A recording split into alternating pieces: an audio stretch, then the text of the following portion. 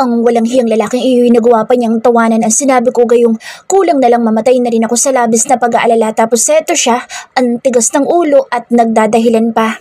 Hindi na ako magtataka kung bakit ganyan din katigas ang ulo ni Bianca dahil walang duda na namanan niya rin ito sa ama.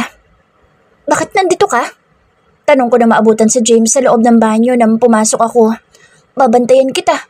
Baka bigla kang mawala at maghanap ka ng iba. Nakangisi na tila nakakaloko na sabi pa nito. Tigilan mo ako, James. Maliligo ako para mawalang init ng ulo ko. Kapag hindi ka lumabas dito at nabuisit ako'y pauwiin kita sa inyo. Banta ko pero ang loko'y tinawanan lang ako. As if naman magagawa mo yan. Napairap ako. Bahala siya sa buhay niya. Naghubad na lang ako ng damit ko sa harap nito dahil may naiisip akong plano na alam kong makakaganti ako sa lalaking kaharap ko. Sa sulok ng mga mata ko ay nakita ko kung paano ito napalunok ng ilang ulit lalo na nang dahan-dahan kong ibinaba ang underwear ko at itapon sa sulok. Bahala siyang manigas dahil alam kong bawal pa sa kanya ang kumilos at gumalaw ng husto kaya sigurado akong ligtas ako. Inaakit mo ba ako, Bella? Malalim ang boses na tanong nito. My lips twist a little.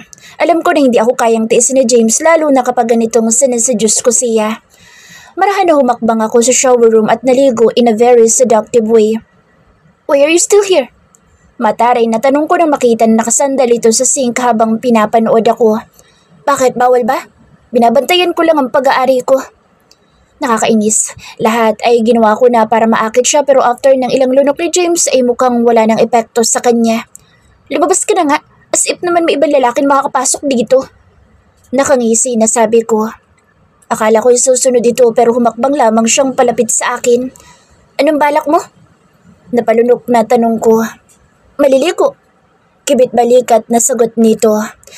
Nanlalaki ang mga mata ko nang bumaba ang paningin ko sa bumulaga na ibabang bahagi ng katawan nito matapos subarin ang lahat ng saplot sa katawan na parang walang pakialam sa mundo na basta na lamang siyang nagtanggal ng damit sa harapan ko. Buhay na buhay, naninigas at alam kong handa na sa kahit na anong laban kapag ginusto nito ang sandatang bumungad sa mga mata ko nang magawi dito ang paningin ko. Afraid, Bella? Matiim ang titig sa mukha ko na tanong nito. Napangiwi ako sa kainirapan ito. Ngayon pa ba ako matatakot kung kailan natikman ko na yan lagi? Mahinang tawa ang pinakawalan nito sa kahumakbang ng ilang hakbang palapit sa akin hanggang sa na-corner niya ako sa sulok ng shower room ko. Hindi ba ito ang gusto mo, Bella? Kaya inakit mo ko kanina? Namamaos na tanong nito nang bumaba sa punong tenga ko ang labi nito habang nakulong ako sa pagitan ng dalawang braso ni James na nakatukod sa dingding na nasasandalan ko. Hindi Nauutal na sagot ko. Hindi ka kasi pwedeng magkikilos. Hindi pa magaling ang sugat mo. Paano kung bumuka ang tahin yan? Mahina ang tinig na sagot ko. Paano'y nahigit ko ang hininga ko nang halika ni James ang pumatak na tubig mula sa leeg hanggang sa dibdib ko. Don't worry. Patutunayan ko sa'yo na malakas na ako. Paos, nasagot pa nito. Ang hirap labanan ng nagtatalong isip at kagustuhan ng katawan ko pero hindi ko pwedeng hayaan na ituloy ito ni James dahil mahirap nang ipagsapalaran ang kagustuhan niya dahil lamang sa nadala siya sa panunukso ko. Stop! Malakas na sabi ko sabay tapik sa balikat nito. If you want, wag dito. Hindi ka pwedeng mag-bend kaya hindi safe para sa'yo ganito. Biglay lumabas sa labi ko. Gusto kong batukan ng sarili ko dahil ang unang pumasok sa isipan ko ipigilan siya at wag ituloy ito pero hindi ko mapigilan ang sarili ko na bigyan siya ng isa pang suwestyon na alam kong nagustuhan nito. Alright, magpapakabait na ako para may premyo ako. Nakangiti na sagot nito sabay haplos ng marahan sa pisngi ko. Get ready. Sabi pa nito nang bahagyang lumayo sa akin at halikan ako sa sulok ng labi ko. You need to pay for what you've done to me, Bella.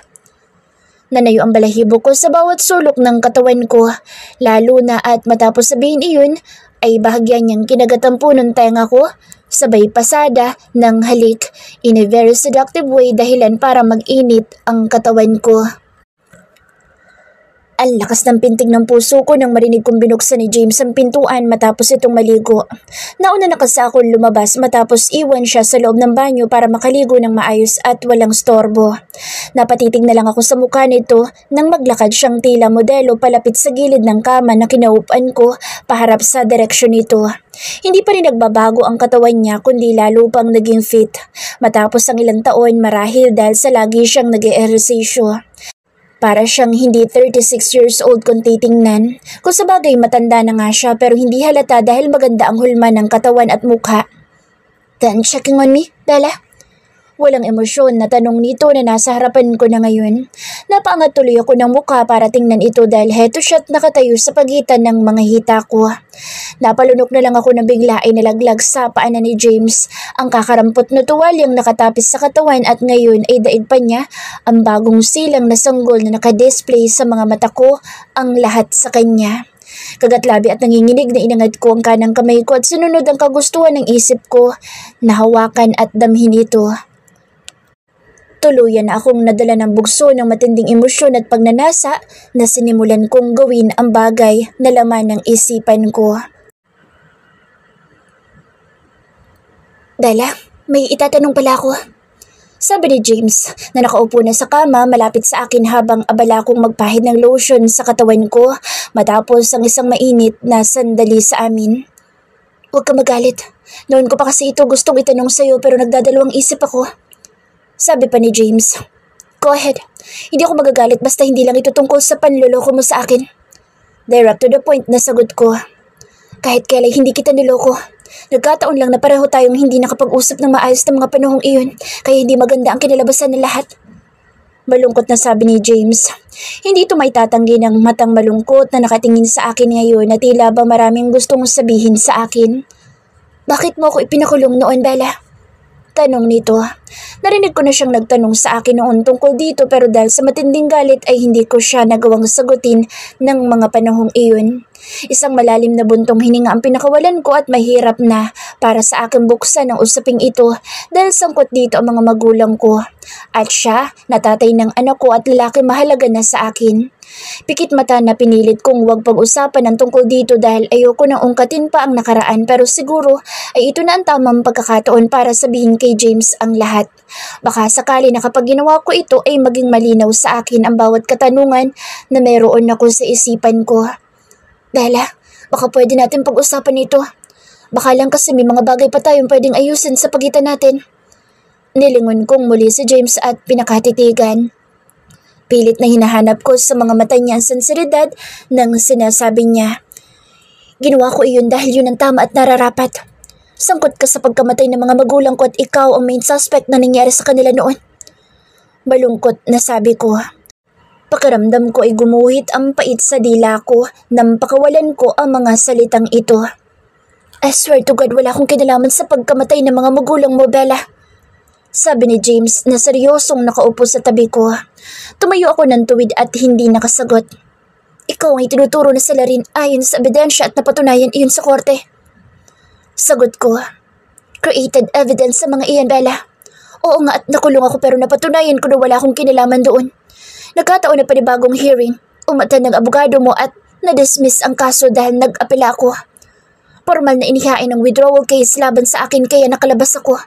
May kusino rin ang naglinis ng pangalan ko kaya nakabalik ako sa serbisyo na akala ko'y ikaw ang gumawa. Mahabang paliwanag nito. Hindi ko makapaniwala sa narinig ko sinabi ni James dahil buong akala ko ay nakulong siya ng mahabang panahon. Wala akong alam tungkol dyan dahil ang huling update sa akin ng abogado ko'y ihahatid ka na sa New Bilibid Prison for your life sentence. Nagtataka ako kung paano nangyari ang lahat ng ito without my knowledge. Sure thing na may mga taong involved nga dito. Meaning, wala kang alam sa reopening ng case laban sa akin noon? Tanong ni James. No, tipid na sagot ko. Wala akong kilala na pwedeng gumawa nito in my behalf na pwedeng mag-utos sa abogado ko para gawin niya ang lahat ng ito. Kung ganoon, saan mo nakuha mga ebidensya na ginamit niyo sa kaso laban sa akin? Tanong pa ni James. Galing sa investigator na inutusan kong alamin na nangyari sa mga magulang ko. Walang kahit na anong salita pa ang namagitan sa pagitan namin ni James. Alam ko na nag-iisip siya at pinag-aaralan ang mga bagay-bagay. Sa tingin ko kasi, Bella, may kinalaman ang nangyari sa atin ngayon sa nakaraan. Bigla na lang ay sabi nito. How? Curious na tanong ko. Sigurado ako, Bella. Ayaw nilang makasal tayo noon kaya sinira tayo dahil ng gabi na iyon, bago ang kasal natin, ay biglang inabot sa akin ang result ng investigation ng team ko na ilang taon ko ring hinanap. Pero bigla na lang ay nagkaroon ng resulta ilang oras bago tayo ikasal. Mahabang paliwanag nito. Think kung sino magbe-benefits nang hindi natuloy ang kasal natin noon. Tanong pa nito. Si Lolo. Wala sa sarili na sagot ko. Yes, ang peking lolo mo. May suspetsa ako na siya rin ang may pakana ng pananambang sa atin. Nag-isip ako. Mukhang may point siya pero hindi pa rin itutugma sa lahat ng pilit na kinokonekta ko ang mga bagay-bagay. We need to dig more, James. Mukhang lahat nga na nangyari ay konektado pero think more. Kung si Lolo ang may pakana, dapat malaki ang pakinabang niya sa nangyari. Pero bigla siyang nawala. Wala siyang nakuha sa akin kahit isang kusing matapos kunin ko ang lahat at gamitin ang koneksyon ko bilang mafia heiress. Sagot ko. Posibleng wala ka nakita, pero nagawa niya tayong sirain, Bella. Nanahimik siya kaya nawala sa radar mo pero bakit ngayong nagkalapit ulit tayo? May nagtangka ulit sa buhay mo? Tanong pa nito. Pilit na hinahanap ko ang sagot sa mga tanong niya. Posible nga pero sa uri ng trabaho ko at tungkulin ko ay maraming tao ang naghahangad sa posisyon ko at yaman ko. Kaya ginawa ko ang lahat para protektahan ang sarili ko at anak ko. Alam mo ba kung nasaan ang peke lolo mo? Tanong nito. Umiling ako dahil nawalan ako noon ng pakialam sa lahat ng bagay mula nang pamunuan ko ang mafia at i-handle ko ang lahat ng negosyo ng pamilya ko. Noon doon napunta ang focus ko hanggang sa dumating sa buhay ko si Bianca. Naging tahimik ang buhay namin dalawa dahil ginawa ko ang lahat para protektahan siya pero may punto si James ngayon. Hindi ko nga lang talaga matukoy dahil pakiramdam ko ay may iba pa. Sa tingin ko, iisang tao lamang nag-set up sa akin, Bella, at ang mga taong nasa likod ng resulta ng mga investigasyon na ginawa natin noon. Bigla, ay sabi ni James. Sige, aalamin ko kung anong kaugnayan ng investigador ko at maging ang tauhan mo. Malalaman din natin ang totoo. Tumango si James at hinawakan ng kamay ko. Isang malalim na buntong hininga ang pinakawalan ko na naupo katabi niya sa gilid ng kama. Malalaman din natin ang totoo, Bella. Hindi ko sasayangin ang pagkakataon na ito na hindi ko malinis sa iyo at mapatunayan na wala akong kinalaman sa pagkamatay ng mga magulang mo. I promise, hindi man sa ngayon pero lalabas ang katotohanan. Malalaman natin kung sino ang punot dulo na lahat ng ito dahil naniniwala ako na konektado ang pagkamatay ng mga magulang natin sa nangyayari sa atin ngayon. Walang kahit na anong salita ang lumabas sa labi ko. Sapat na sa akin ang kaalaman na wala talaga pala siyang kinalaman sa nangyari sa mga mommy at daddy ko. Ang tagal kong kinimkim ang sakit at sama ng loob sa kanya sa loob ng mahabang panahon without thinking na posible palang biktima rin pala siya at na-frame up lamang siya ng kung sino dahil pinaglaruan kami ng mga taong walang ibang hangad kundi ang saktan kami. Bigla ay nakonsensya ako. Pakiramdam ko ay ang sama kong tao dahil sinira ko ang buhay at reputasyon niya dahil lamang sa nagpatalo ko sa matinding galit na nararamdaman ko. Kasabay ng pagtulo ng luhang pumatak sa pisngi ko ay niyakap ko ng mahigpit si James at lihim na sumusumpa sa sarili ko na alamin ko kung sino ang mga taong sangkot sa nangyari sa amin noon at ngayon at hindi ako basta titigil hanggat hindi ko nalalaman ang totoo. 3 araw na lumipas, pareho at sabay kami nag-iimbestiga ni James. Sa ginawa namin ay maraming tanong ang biglang nabigyan namin ng pansin dahil hindi ko na mahanap at makita ang taong inutusan kong mag-imbestiga sa nangyari noon sa mga magulang ko. Wala na rin sa serbisyo ang tauhan ni James na siyang nag-iimbestiga sa kaso ng daddy niya dahil namatay na pala ito. 3 taon na ang nakaraan matapos na mabaril sa isang engkwentro nang magkaroon umano ng bar-bust operation ang grupo nito. Are you okay? Tanong ko kay James nang makita itong tutukang atensyon sa laptop nito na dinala ni Mario kanina. Yeah. Tipid na sagot nito na hinawakan ng kamay kong nakapatong sa balikat niya. Kahit nakatayo ako sa likuran ni James ay ramdam ko ang kung gaano siya kaseryoso sa ginagawa ngayon. Hindi pa siya lubusang magaling pero heto panay ang trabaho at pag-iimbestiga niya sa posibleng kinaroroonan ng mga taong hinahanap namin dahil daig pa nila ang mga bula na bigla na lang naglaho. Any lead? Tanong ko na minamasahe ang balikat niya. In my case, wala. Pero sa side mo, may pag-asa pa tayong matuntun sila hanggat hindi declared na dead ang mga suspect natin. Sagot ni James. Pinapahanap ko na sa Attorney Salvatore sa mga tauhan ko. Ayon sa immigration record niya, ay nasa Sweden siya. Pero ang latest track nito ay nasa Germany ito ngayon. Something is fishy here, James. Bakit ba ngayon lang natin na-realize ang lahat ng ito? Frustrated na tanong ko. Kung hindi kami muntikan na makidnap, hindi ko siguro may isip ang tungkol dito. Kasi nagtagumpay sila na sirain tayo noon kaya nawalan tayo ng komunikasyon at pagkakataon na mapag-usapan ng tungkol dito. Mahinahon na sagot nito. Kagatlabi na yumuko ako. Tama siya dahil nagpadala ako sa matinding galit kaya inabot ng 5 taon bago namin pinag-usapan ng tungkol dito. Kung hindi pa siya gumawa ng paraan para makita kami ni Bianca ay baka hanggang sa ngayon ay bulag pa rin ako sa katotohanan. Kumusta ang pakiramdam mo? Bigla ay tanong ko. Pinili ko na baguhin ang usapan dahil very stressful ang mga nangyari sa amin itong nakaraan. Muntik nang atakihin sa puso ang mami ni James nang malaman na mabaril ito. Dito na rin siya nakatira sa bahay ko at kasama ni Bianca na ayaw humiwalay sa lola na alam kong namiss ng anak ko ang pagkakataon na lumaki itong may kinikilalang grandmother nito. Bianca, pakasal na tayo? Bigla ay sabi ni James. Natigil tuloy ang ginagawa kong marahang masahe sa balikat nito at batok dahil bigla-bigla na naman siya kung mag-alok ng kasal. Oh shit, huwag ka magalit ha. Magpapakasal tayo at aayain ulit kita ng maayos na proposal, yung sigurado na maganda ka tulad noon. Sabi nito na napabalikwas ng upo matapos na hindi ako sumagot at hindi gumalaw ang kamay ko. Huwag ka sanang magalit, Bella. Gusto na talaga kitang makasama na may pinangahawakan eh. Nag-aalangan na sabi pa nito. Marahil naalala niya nangyari noong ayain niya ako noon na magpakasal. Iba na ngayon, hindi na ako ang dating Bella na ganda lang ang iniisip. Sa mga oras na ito, ngayon ay may anak na akong kailangan ng ama at syempre hindi na naman ako bata para mag-inarte pa. Bella, tawag nito sa akin nang marinig na nagpakawala ako ng isang malalim na buntong hininga. Kailan mo ko papakasalan? Agad na tanong ko. Ito naman ang natahimik at tila hindi makapaniwala sa narinig na sinabi ko. Siguro hindi niya inaasahan na ganito ang isasagot ko dahil nagtampo ko noon nang ayain niya ako basta na lang magpakasal sa ibabaw ng kama ko. Bakit ayaw mo na? Nakataas ang kilay na tanong ko sa kanya. Of course, anytime na gusto mo pwede ako. Agad na sagot ni James. Lumigid ako at naupo katabi nito. So, kailan? Handa ka na ba? Mamaya niyan maglasing ka na naman tapos hindi ko na natapos ang gusto ko sabihin dahil basta na lang nito inabot ang batok ko at siniil ng maalab na halik. Hindi na ako uuwi ng bahay. Kung kinakailangan na nakadikit lang ako sa iyo bago ang kasal natin gagawin ko. Huwag lang maantala ang kasal natin. Malambing na bulong nito. Nakasimangot na umirap ako. Dapat lang napakasalan mo na ako. Aba, lumalaki na sa Bianca tapos panay ka palandi sa akin. Paano kung nakabuo ka na naman? Dalawa na ang anak mo na walang tatay. Nakairap na sagot ko. Napangiti pa ito na akala mo'y nakakatuwa ang sinasabi ko gayon totoo naman na ganito nga ang lagay namin ni Bianca. Dahil ko patuloy ang babaeng naghahabol ngayon ng kasal na walang paligoy-ligoy na oo agad ang sagot. Willing akong panagutan ng lahat, Bella. Kahit kailan hindi ko iniisip na abandonahin ka lalo na't may anak na tayo. Masyadong mahaba na ang panahon lumipas. Kailangan natin bumawi. Lumaki na sa Bianca at naghahanap na ng kapatid.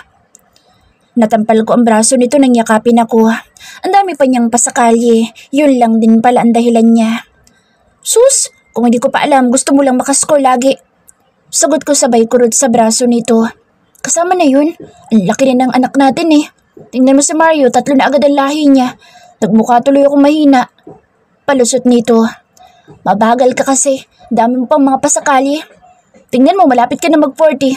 Baka nga hindi mo na kayaning makabuo pa ng kapatid ni Bianca eh. Tuloy-tuloy na sabi ko. Bella, 3 taon pa bago ako umabot dyan. Pero sisiguraduhin ko na may 3 anak na tayo. Baka akala mo, nag-ipon na ako ng samilya. Pinatutubo ko na. Pilyo na sagot nito.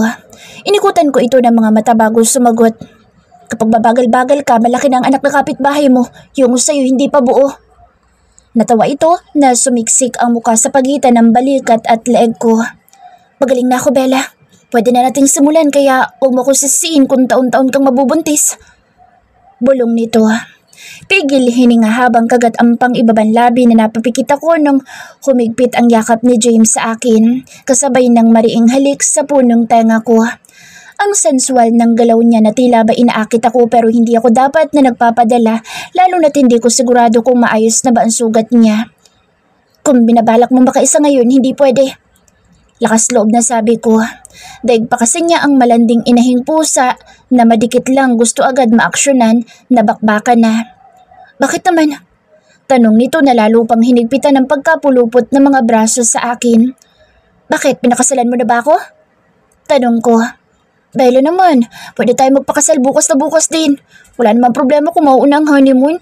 Lagi naman natin ginagawa yun eh. Napasinghap na lang ako dahil ang walang hiyang si James basta na nang dumapo ang dalawang palad sa dibdib ko. Bukas ka na humirit kapag pinakasalan mo na ako. Sagot ko habang pilit na binabaklas ko ang mga braso nito sa katawan ko. Oo, sure na naman na pakakasalan kita. Promise yan. Sabi nito na panay ang lambing sa akin. Tumayo ako at kinuha ang bag ko sa sulok. Mabuti na lang at lumayo muna sa kanya bago ko pa hindi mapigilan ang sarili ko at madala sa panunokso niya. Really, Bella? Seryoso ka? Iiwan mo akong ganito? Tila hindi makapaniwala na tanong nito. Alam mo ang sagot ko dyan. Saka mo na ako landiin kapag may karapatan ka na. Mataray na sagot ko. Where are you going? Tanong pa nito nang makita na patungo ako sa pintuan at palabas ng silid. Sa labas, may lakad ako. Sabi ko na hindi na hinintay pa ang sagot nito. Bahala siyang manigas doon. Lagi na lang siyang ganyan. Kapag magkadikit kami, hirap na nga ako magpigil sa gabi tuwing katabi ko siya tapos magsisimula na naman siya na akitin ako. Pero sa huli matutulog ako nagtitiis sa sulok dahil hindi pa siya pwede talaga. Naabutan ko mga tauhan ko sa basement kung saan may lihim na underground ako ipinagawa na tanging ako at ilan lamang sa mga trusted na tauhan ko nakakaalam nito. Miss CX, nakayuko na bati sa akin ang mga tauhan ko na alam kong walang ibang gusto kundi ang hindi sila ang makita ko sa tuwing nagbabaga ang paningin ko dahil sa mga taong nagpapainit ng ulo ko. May nagsalita na ba? Formal na tanong ko. Hindi pa rin po, boss. Nalukot ang mukha ko sa narinig ko na sagot ng tauhan ko. Hanggang kailan ako maghihintay? Walang emosyon na tanong ko. Pinigyan na po namin, Missy, pero hindi pa rin po umaamin hanggang sa oras na ito. Malakas ang self-control at nagmamatigas po. Sagot nito. Itinaas ko ang kamay ko at isang signal ang binigay ko sa mga ito. Saglit pa ay kasunod kong pumasok ang isa sa mga assassin ko at head ng team na siyang in charge sa lugar na ito. Missy X. Sabay-sabay na bati sa akin ng mga tauhan na naabutan kong siyang nagbabantay sa mga taong ilang araw nang pinipiga pero wala silang makuhang impormasyon dahil mas pinili ng mga ito ang mamatay sa mga kamay ng tauhan ko at wag sabihin ang nalalaman na siyang gusto kong malaman. Walang isang salita ay bumukas ang metal door na aakalain lamang nakaraniwang dingding sa hallway. Naabutan ko ang 4 na bihag ng grupo ko. Mga nakatali ang kamay at paa. Halatang pinahirapan pero patuloy na nabubuhay. Mukhang matindi ang loyalty ng mga ito sa amo nila dahil kahit kitlin ng mga tauhan ko ang mga buhay ng mga ito ay ayos lang basta hindi nila traidorin ang kung sinong demonyo na nag-utos sa kanila na tambangan kami sa daan. Ilan pa ang buhay sa mga iyan? Tanong ko kay Gavin, ang head ng assassin group ko. 3 pa po, Missy. Sagot nito na agad na pinindot ang switch at nagliwanag ang buong paligid. Nilapitan ko ang mga bihag ko. Nakuha sila ng mga tauhan sa mga lungga nila matapos ang madugong shutout kung saan nakatakas sila pero malas nila at may naiwang bakas kaya nahanap ko sila. Mahinang ungol ang kumawala sa lalaki malakas na sinampal ko para magising ito. Anong kailangan mo? Tanong agad nito na makita ako at marahil na ay makilala kung sino ako. Ikaw may kailangan sa akin. Siguro naman kilala mo ako kaya sasabihin mo sa akin kung bakit pinagtangkaan niyo ang buhay ko at sino ang nag-utos sa inyo. Seryoso na sabi ko sa kaharap ko. Imbes na sagutin nito, ang tanong ko ay nginisian lang ako nito dahilan para maputol ang kakapiranggot na pagtitimpi na meron ako sa aking katawan. Wala kang mapapala sa akin. Hindi ako magsasalita kahit na anong gawin ninyong pagpapahirap sa akin. Sagot nito. Ayaw mo palang magsalita ha? Pues pagbibigyan kita. Nakangisi at nakakaloko na sagot ko. Anong gagawin mo? Tila nakaramdam ng takot na tanong nito pero tumaas lang ang kilay ko at hindi ito sinagot. It's useless. Wala nang dahilan para kausapin ko pa siya dahil siya na mismo ang nagpasya para sa buhay at kay hinatnan niya sa mga kamay ko. Calvin, putulan ng dila iyan para tuluyan ang hindi makapagsalita. Bunutin yung isa-isa ang ngipin ng magtanda. Matigas na utos ko sa tauhan na nasa likuran ko. Nagsisisigaw ito at nagpupumiglas pero wala siyang nagawa ng pagtulungan ng mga tauhang inutusan ko para gawin ang kaparusahan na naghihintay sa kanya. Brutal ako sa paningin ng lahat pero wala akong pakialam. Ito ang katumbas ng kasalanang ginawa niya sa akin dahil una pa lang ay binigyan ko na siya ng pagkakataon pero sinayang niya at pinili ng lalaking naguhumiyaw ngayon dulot ng matinding sakit na ipararanas ko sa kanya kapalit kung paano niya ako binastos na akala mo ay may kakayahan siyang labanan ang bawat parusang ibibigay ko sa kanya. Kayong dalawa, nakita niyo kung anong ginawa ko sa kasamahan niyo? Nasa niyo kung magsasalita kayo o gusto niyong matulad sa dalawang kasamahan niyo? Sabi ko sa dalawang lalaking nagkatinginan at nag-iiwas ang tingin dahil sabay kong sinulyapan. Pumili kayo. Dudukutin ko ang mga mata niyo pati na ang mga dila ninyong dalawa. O gagamitin niyo mga yan para sabihin sa akin kung sinong mastermind ng pananambang sa akin at sa anak ko. Matigas at mariin na sabi ko. Sabay na napalunok ang dalawa na parehong napatayo ng tuwid at ang isa naman ay naihi sa pantalon dala marahil ng labis na takot. Alam ko na papatayin mo rin kami, kaya walang saysay kung ano man ang sasabihin namin. Matapang na sagot ng isa. Hindi ko alam kung anong pinakain sa kanila o pinanghahawakan ng kung sinong amo nila kaya ganito na lang sila katapat sa animal na iyon. Well, tulad ng kasamahan mo, ikaw mismo ang pumili ng kapalaran mo. Walang emosyon na sabi ko, Calvin, putulan mo na dila at dukutin mo ang mga mata nito nang magtanda. Don't kill them yet. Gusto kong mamatay sila unti-unti hanggang sa matuyuan sila ng dugo. Matigas na utos ko. Ilang hakbang ang ginawa ko palapit sa huling taong pwedeng magsabi sa akin ng totoo. Kung magsasabi lamang siya ng kung sino ang demonyo na pinuno